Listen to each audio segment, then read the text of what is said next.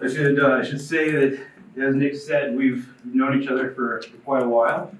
We started Arva on our own family farm back in 2018 out of some research projects with the Department of Energy that Nick was instrumental in our thinking of how we wanted to approach this topic and found this company commercially. So we're quite honored to be here with you all today.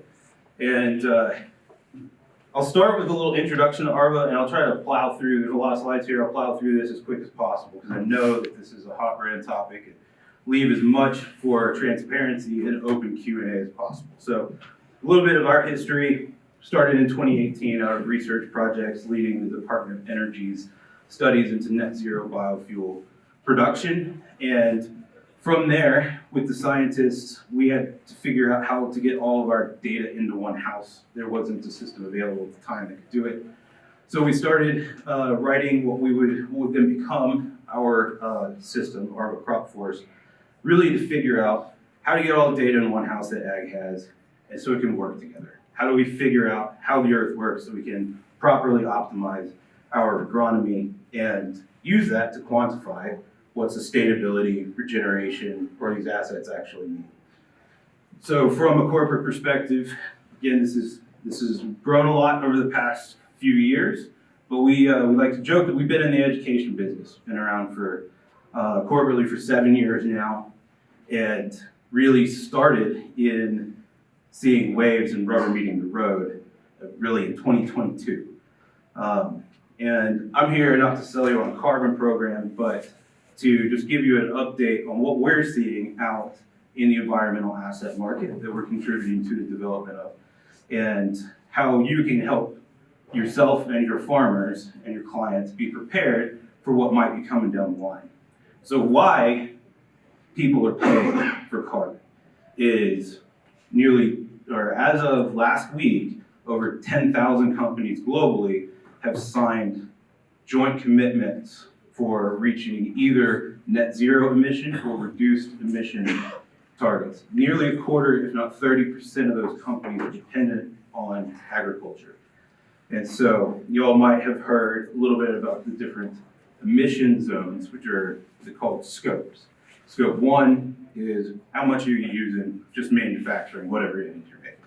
Scope 2 is your transportation, your fuel, your energy, your electricity, what are you buying? Scope 3 is where are you sourcing your ingredients? How can you help them reduce their emissions that you can claim overall? And why this matters, and why this market really is developing apolitically outside of government intervention or being tied to a particular set of ideals, is what we see is the biggest government agency helping drive this is the Securities Exchange Commission.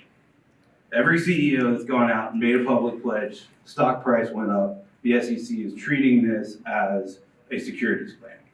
So they're saying, they're looking for these companies to meet their goals and show them on their books, what have you been doing? Have you been putting money into this? What is the change you're actually affecting?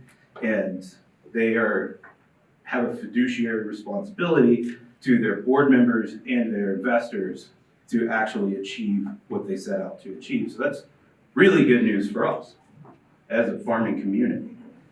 It's also the food transparency issue. I think that this statistic that we feed the population 3 times a day is probably undershooting because we export so much. There's only 1.5 of us that work in agriculture, percentage of the population that works in agriculture at all, about 3 generations removed. And that's also making it a really exciting time to be in ag, because we talk about this every day, but it's become quite exotic to our friends in the city, or my hippie friends in Austin, Texas.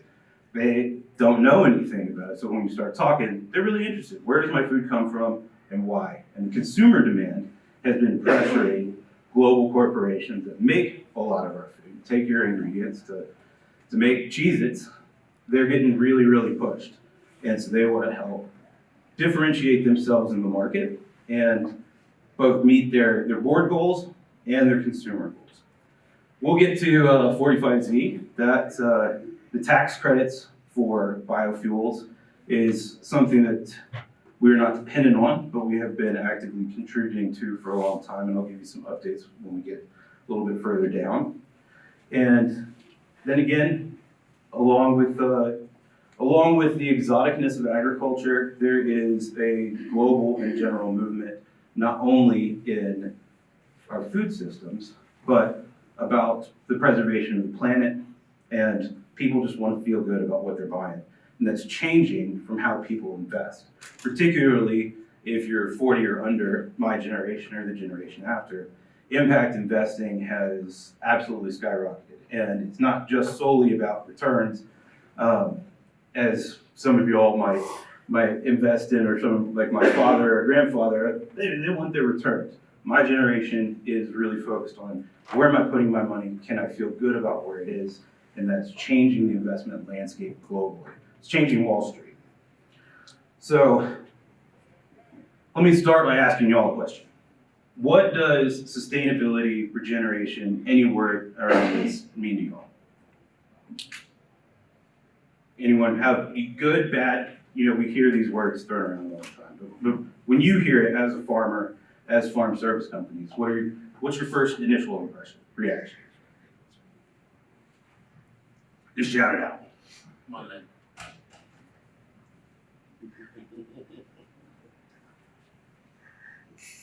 Well, I'll tell you what I've heard before. Who gives a shit? That's what comes out first. Also, the idea of sustainability coming from the city out to rural is, it almost feels a little bit combative. We're farmers ourselves, and when someone asks me to prove how sustainable I am, that puts my walls up. And we approach sustainability from a farming perspective that's really nothing but good and wrong. Because sustainability and regeneration is nothing if not harmony of resources. If you give Mother Earth what she needs, you're going to get the best return. And so that's how we approach this, from quantifying for companies that need to report, that are going to be audited, that are going to need public disclosures. How do we show from an agronomic perspective that where they're sourcing their grain from has intrinsic value outside of the price of just solely the commodity? How do we add a new revenue stream? Might be intangible, but how do we add new revenue streams with additional environmental asset classes? Carbon is just the beginning. That's one thing we can measure in the soil. We all went to 5th grade. We all know it's plant food. Some people have forgotten that. And then we also have water, biodiversity, lots of other things. Farmers have been trying to be sustainable every single day, because if you're not, your creek dries up. You're not getting the best return. You're not farming next year if you're not doing good already by the earth. So a lot of these programs that we've seen, and why we got into, as ARVA, why we got into the environmental asset and carbon market, is we saw a big bottleneck with solely approaching this from someone needs to change in order to qualify, from an additionality perspective. Most programs you don't qualify for if you're not willing to change. But a lot of y'all have been doing a lot of great things since the beginning. So sometimes you already qualify as a prime candidate if you use, by no means, a comprehensive list, but I guarantee you everyone in this room is doing at least a couple of these things. And it's by no means exclusive. These are what we are seeing from the corporate perspective that people are asking us about. Can you help us in our supply chain find the farmers that are doing cropping rotation? That's really common practice. Yeah, people are already doing a lot of this. Using nitrogen inhibitors, cover crops, variable rate technology. Biochar is something that, jury's kind of still out on for if it works everywhere or if it works in very specific perspectives. The 4 R's, we grew up with this.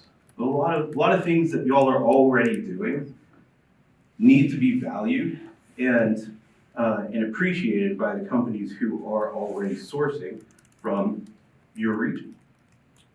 A little bit, I'll go super fast through how we do it. So our platform, CropForce, really was developed as an AI platform to figure out how the earth works, on our own family farm. Our organic matter in our fields were about 1.2% and declining back in 2018.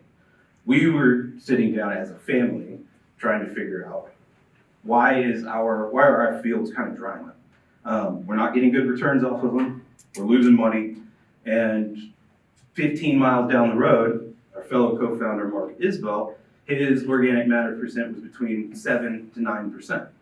And his family had been doing rice on rice for 60 going on 70 years now.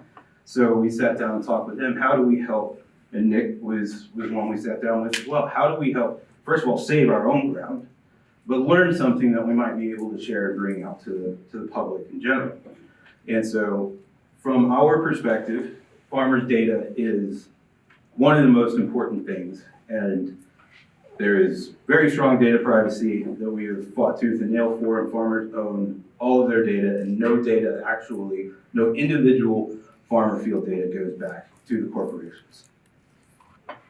Here's a little bit about how we get from that data that makes an asset, the real ground truth environmental impact of what y'all are doing. We don't work directly with farmers. We are farmers ourselves, and we built this for farmers, but we also built it for the agriculture industry as a whole. I need my fertilizer guy. I need my seed guy. I need my insurance girl. These are all people who already have a lot of the data necessary to quantify the impact and the positive environmental benefit of managing an ecosystem, and takes a little bit of burden off of the farmer themselves from having to do everything individually. So we set this up so we have channel partners that already have the relationships with y'all that can make recommendations, people you trust. Sometimes a field will be a great candidate. Sometimes maybe it's not. Maybe we don't need to do the work to qualify something.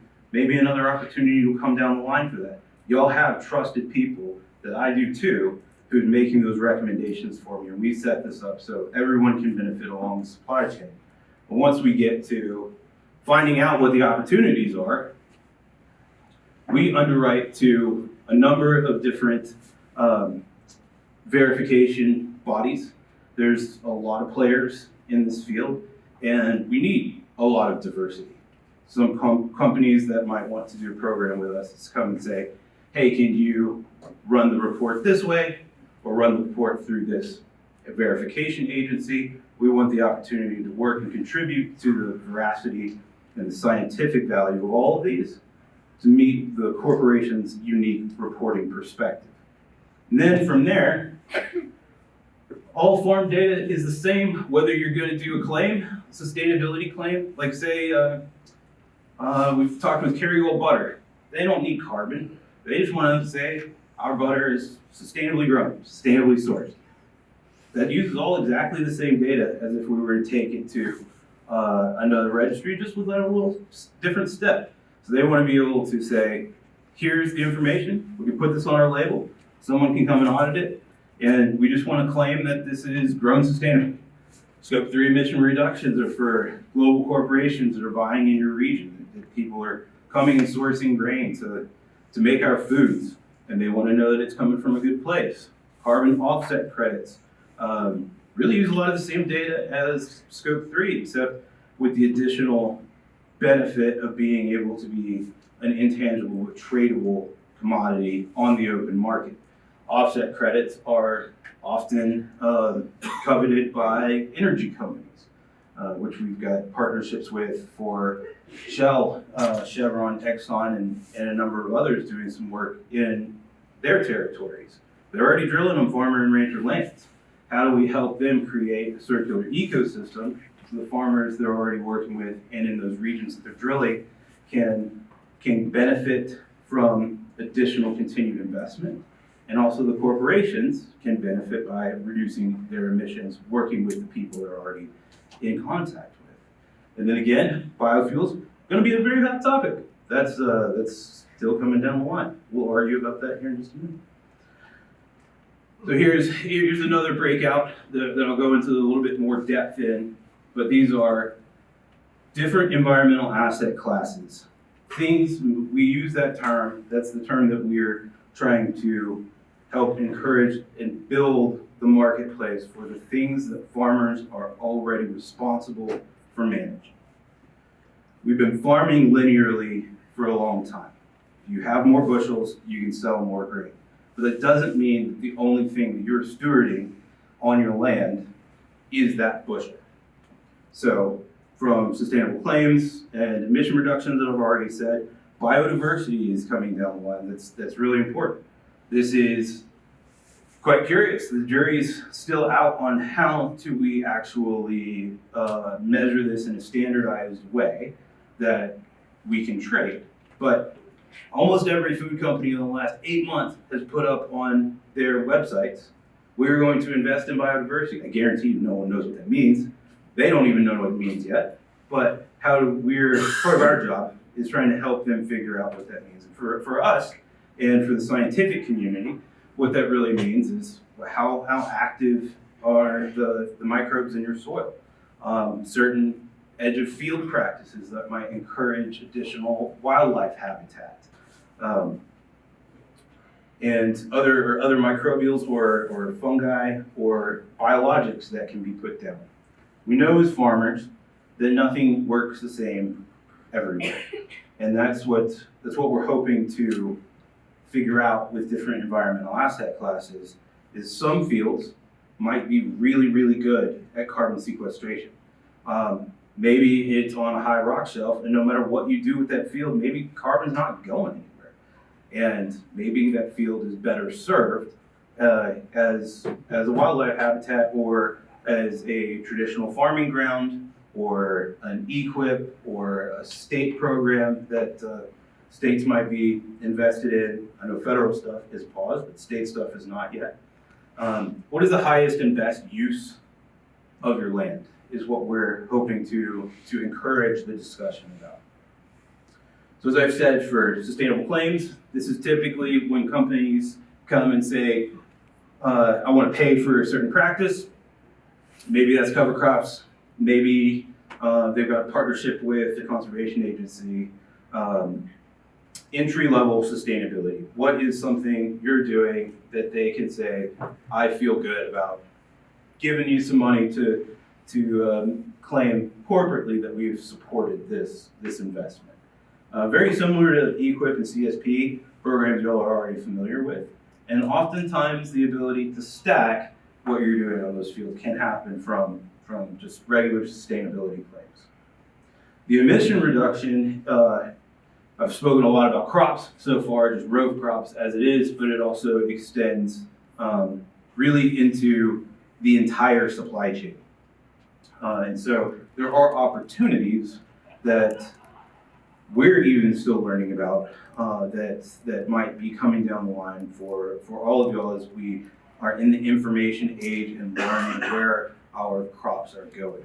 For instance, packaging. Sustainable packaging is becoming super, super important. These companies are investing a whole lot in packaging. But oftentimes with recyclable packaging, they're using corn byproducts. So how can we start tying the supply chain together to meet these goals, which are coming down really, really fast. 2027 is now less than 2 years away. This is some of the earliest goals. 2030, the vast majority of companies have these an intermediate goal around 2030. That is right around the corner. And these companies are going to be short on carbon, and they are going to be short with everyone that's made a commitment. They are going to be short in meeting those goals. And so what I want to encourage later on in the presentation here is just, as we've talked a lot about technology and data, really right now is a really good point to take stock in where your farm's at, where your data collection's at, when knowing that these programs are going to be coming down the line and are probably going to be moving very, very quickly. Let's start off with biofuels here. This is a very hot brand topic. As of yesterday, the USDA scrubbed all mention of climate change. And that could very well influence, from a federal perspective, how we allocate money as taxpayers into what programs these are going to be. It sounds all doom and gloom. There's been a lot of promise for the biofuels, but I don't believe that it is doom and gloom. Final rules are still yet to be set, but the companies that need the credit are the energy companies, which are hurting right now for public perspective and in use for how they manage their emission reductions. And they're not going anywhere.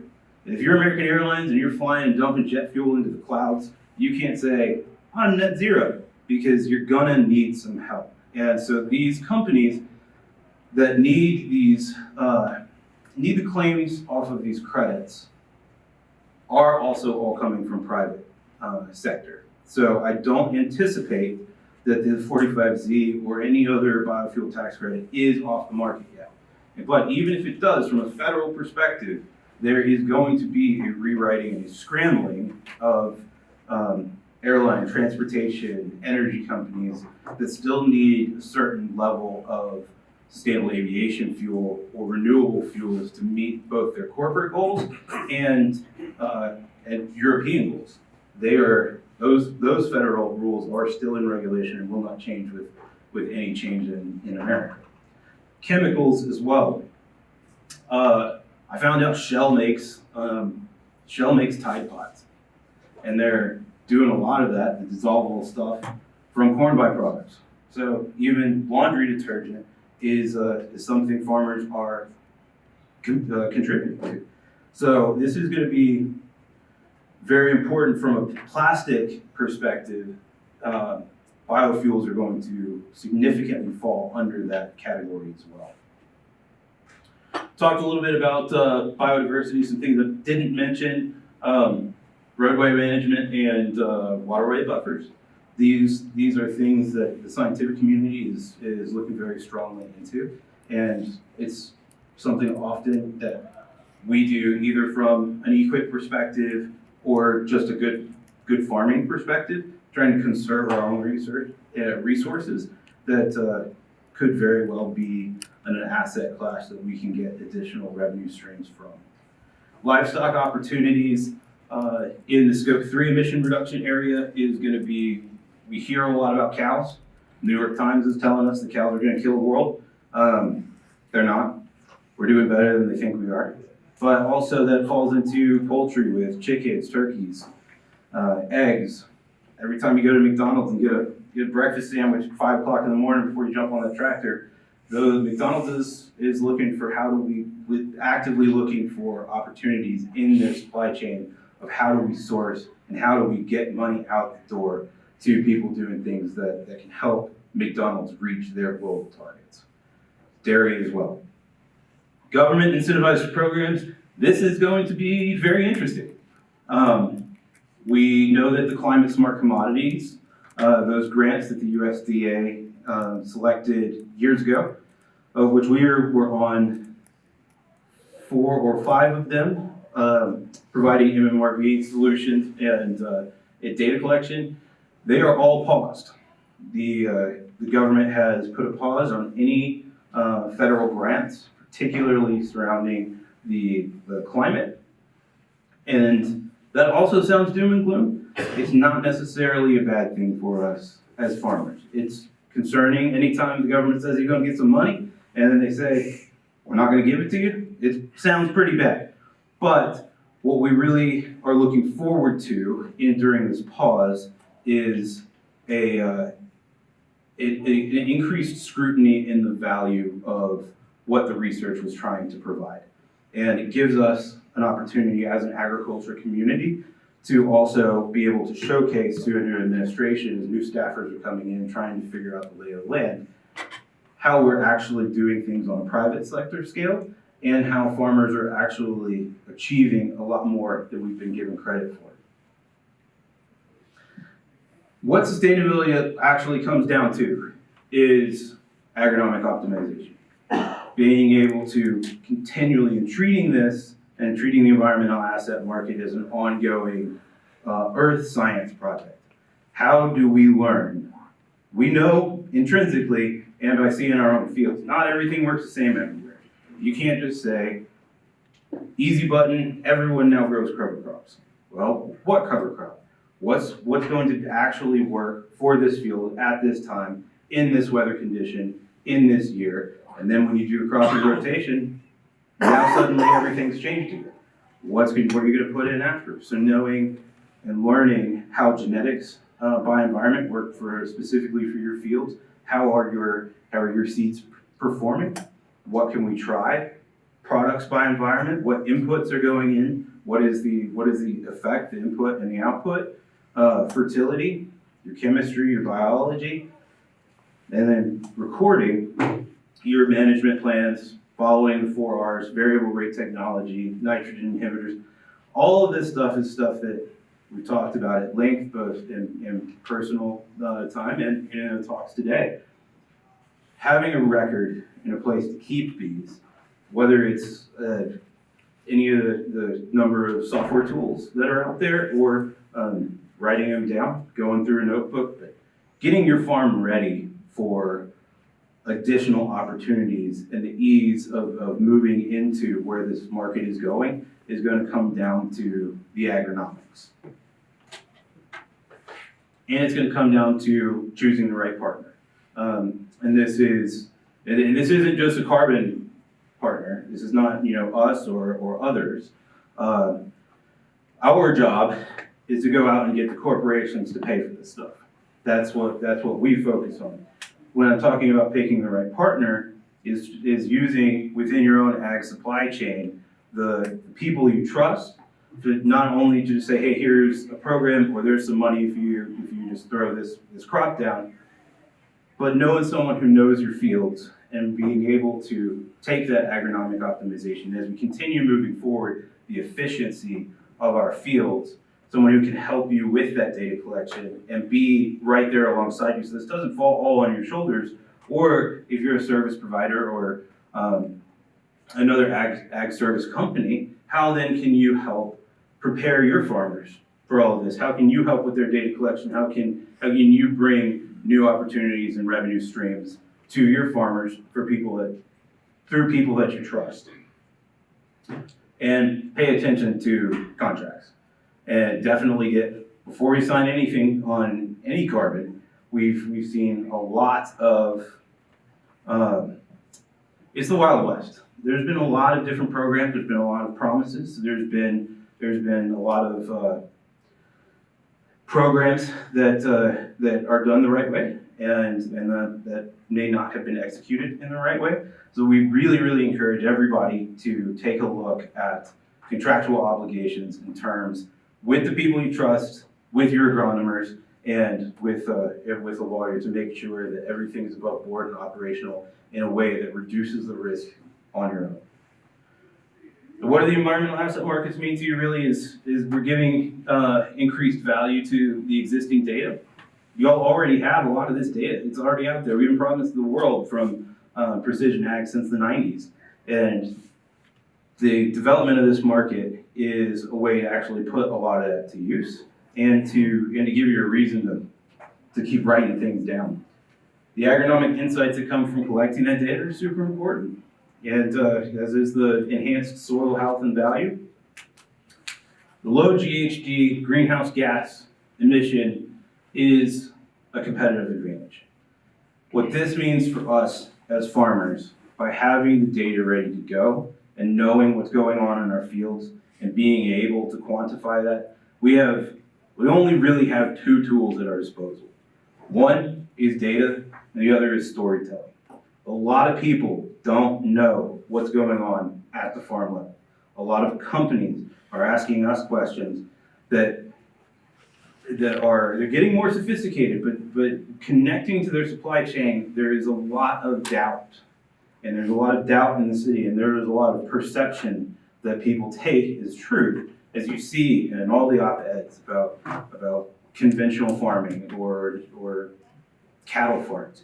This is our ability as farmers, as the agricultural community, to say, hey guys, we can slow down a little bit. We know what's going on. We're not the bad guys. This is a systems issue of how do we connect. We're already doing what you want us to do. Whether you are the most militant climate activist or my crotchety old granddad, use less water. Great, I don't want my creeks to dry up. use less fertilizer. I'm into that if it gives me the same yield because it's expensive. I don't want to pay for something that's not working. How do we say as an industry we're doing better than you think we are, and we've got something that you're asking for, and you can pay us for it? What that means for us as an ARVA company, this is how fast this is growing. We made our first payouts to farmers from a 10,000 acre pilot project in rice in 2022. It took about 18 months to find the first adopters and build the trust with the rice community, of which we're selling to. We're rice farmers. Been selling rice to Riceland Foods for 60 years. Took a long time to figure out how to do this right and how to do this through partnerships like Riceland Foods and co-ops and others to make it work and make it stick. So we did a small pilot project in 2022 at 10,000 acres at 10 farmers. In 2023, we had nearly 1 million acres, 800,000 acres that we paid out to the tune of $20 million. And this year we'll pay out on nearly 2 million acres. So this scale is coming very, very quickly. We will pay directly, payments, checks written to farmers will be over $40 million this year. Most of that's through Scope 3, but all of those programs that I mentioned are things we're actively working on expanding. The total carbon impact of all of this is, I think that number might even be a little bit low. I think it's closer to 1.5 million tons of metric tons of carbon that have either been sequestered or avoided. And we've expanded as well, not only in the US, but now in 7 countries in South America as well. A lot of these global corporations that source from here are sourcing from other places as well. And one thing that makes me very proud to be a US farmer is we're actively able to say through a lot of the data that US farmers are leading the world in our efficiency. And we're going to be able to showcase that through global corporations that hopefully can help engender that with additional revenue streams and value. And so I think that's it. That was a lot of information and word vomit. I'm sure I've answered some questions. I'm sure I'll raise a lot of more questions. So start throwing them out at me. If I don't leave this room tarred and feathered by the skeptics, then I haven't done my job.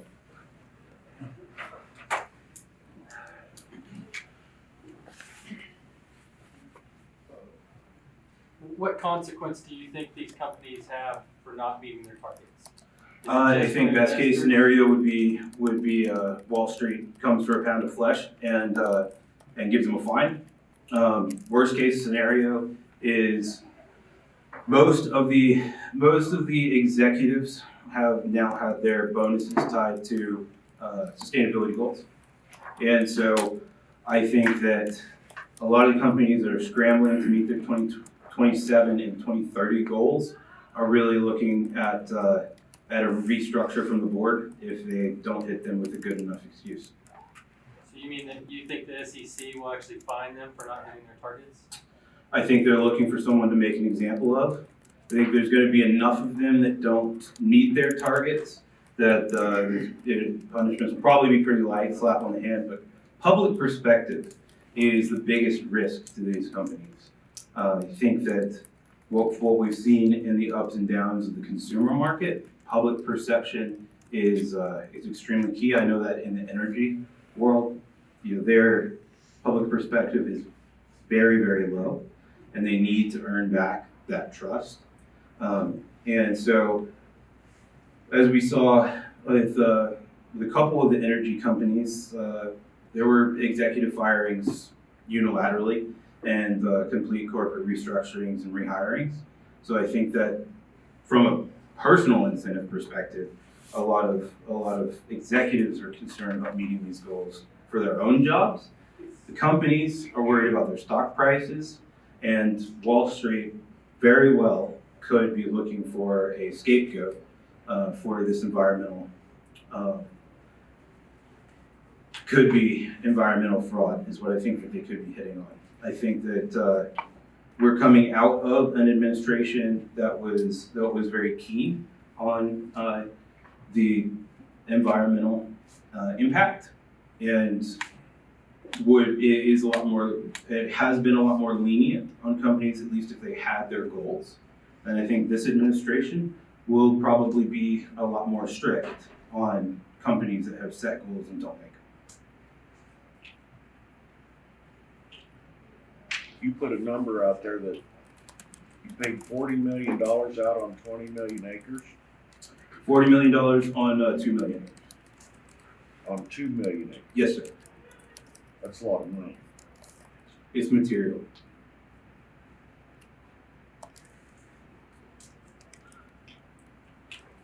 I mean, why would I farm it? I mean, I don't. That's only that's in addition to anything we're getting for your I grain. know. Yeah, averages out. We pay out based on real world impact. So certain fields might be able to do a quarter ton or half a ton of emission So that reductions. figures about $20 an acre. But it averages out to about $20 an acre. Yes. Okay. And that's of course that's on top of everything from What from if, traditional farming and what if you lose carbon, you have a drought and you lose carbon? It's a very good question. We haven't seen a lot of that yet with the acres that we're working with, because of people like you who are out there really working on soil health and making the right decisions. Oftentimes, when we work with our partners, their intimate knowledge of farming systems and the people that they're working with often know who's a very good candidate. Obviously, this is averages, and there's different companies want different things. Different companies are willing to pay different amounts of money, and that's where we try to negotiate for the highest impact for the farmer. But obviously, you can't put corn in a rice program. But if you did a rotation, corn doesn't often come after rice. But if you were, then maybe the next year. But you and your ag service companies know who's doing what and who's a good candidate to not have to deal with that question. What would the consensus be? Is pricing here? Lance, maybe you can answer. You were in the same drought kind of deal, 21, 22, especially a lot of dry land that we did lose organic matter on in a couple years in a row. Even with best practices like you do, would that be a concern? And how do you address that when everything is done right, but you still lose carbon because of a long-term drought? Absolutely. Let me give you two answers to that. So one is from the pure sequestration perspective. If organic matter was to be lost in a program with us, part of our duties and underwriting capability is that we maintain a buffer pool. We maintain a zone because we don't know if there's a weather event or something, an act of God. And so we maintain a buffer pool that we can still deliver to the corporations and meet the goals that are necessary. And so while we haven't had that exact thing happen yet, we are certain that it will come down the line from a sequestration perspective. And that's why the buffer pool exists, because we don't want to put the burden on the farmer to pay or be punished for an act of God when they have been doing very good things. A lot of these companies also are learning to understand some of that, because they're looking, really what they're looking for is how do they change up how they procure grain. And so they're starting to see this as a long-term investment, and they want to make sure that over time they're looking for, they know there's going to be some instances where that can happen, but how do we set this up to grow over time? And the second answer is oftentimes we're not dependent on carbon sequestration. That would be a carbon removal. There's also, from a baseline, like essentially your county averages of what the typical emissions for farming in this county in Kansas, for instance, there's typically a baseline that the corporations have already, that come to us with. Some big company like Boston Consulting or McKinsey comes and says, here's your baselines, anything under that is what you can claim. And so practices like nitrogen inhibitors or others are a reduction against a baseline that's permanent already. It's just since it's carbon that never happened, then it doesn't matter even if something were to happen in the soil from the reduction standpoint or from the removal standpoint. That reduction has already happened, and that reduction will get paid out. So there's no direct immediate penalties if you have a reduction because of a drought or active crops. No penalties. Who else have questions?